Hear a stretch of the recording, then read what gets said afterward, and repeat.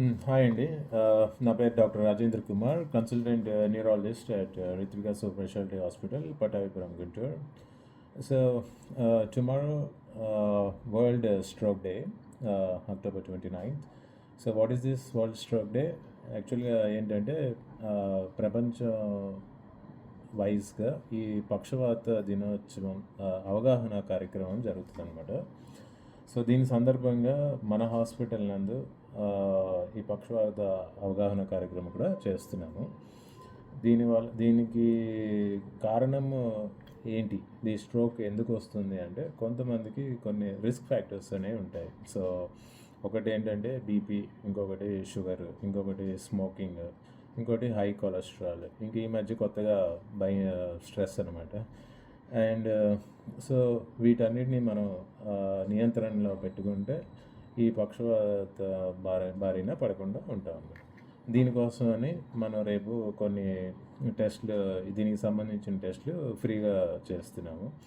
So ఎవరైతే stroke బారిన పడిన వాళ్ళు కానీ, పడకుండా ఉండాలని కోరుకున్న వాళ్ళు కానీ వచ్చి ఒకసారి టెస్ట్ చేయించుకొని వాళ్ళకి మీకు ఎలా ఉందో తెలుసుకుంటే బాగుంటుంది. అండ్ రెండవది, ఒకసారి పెరాలసిస్ వస్తే దాన్ని మీరు ఎలా గమనించాలి? దానికి ఏంటంటే మనకు ఒక చిన్న యాక్రోనిమ్ ఉంటుంది, దాన్ని ఫాస్ట్ అంటారు. ఒకటి ఏంటంటే ఎఫ్ అంటే ఏంటంటే ఫేషియల్ ఎసిమెట్రీ, అంటే మూతి పక్కకు పోయినప్పుడు ఫేస్ ఎసిమెట్రీగా ఉంటుంది. ఇంకోటి ఆర్మ్, ఏ అంటే ఆర్మ్ స్వింగ్ అనమాట, ఆర్మ్ పక్కకి వెళ్ళిపోవటం కానీ, కింద పడిపోవటం కానీ, ఆర్మ్ చేయి ఎత్తలేకపోవడం కానీ అట్లా ఉంటుంది. దెన్ ఎస్ అంటే స్లరింగ్ ఆఫ్ స్పీచ్, మాట తడబడటం కానీ, మాట్లాడలేకపోవడం కానీ ఉన్నప్పుడు ఇవన్నీ వెంటనే గమనించి మీరు టీ అంటే ఇక టైం, వితిన్ 4.5 hours టైంలో మనం సిటీ స్కాన్ కానీ ఎంఆర్ఐ కానీ ఉన్న హాస్పిటల్కి వస్తే మనం వెంటనే ఈ సిటీ స్కాన్ చేసి అందులో బ్లీడ్ ఏం లేదు అని నిర్ధారణ అయిన తర్వాత ఇక్కడ మనం ఒక ఇంజెక్షన్ ఇస్తాం అనమాట. దాన్నే ఐవి థ్రోంబోలైటిక్ థెరపీ అంటారు.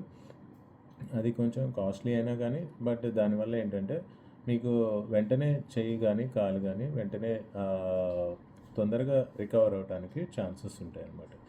సో ఈ అవకాశాన్ని అందరూ వాడుకొని మీ మీ ఆరోగ్యాన్ని కాపాడుకోవాలని కోరుకుంటున్నాను. Thank you.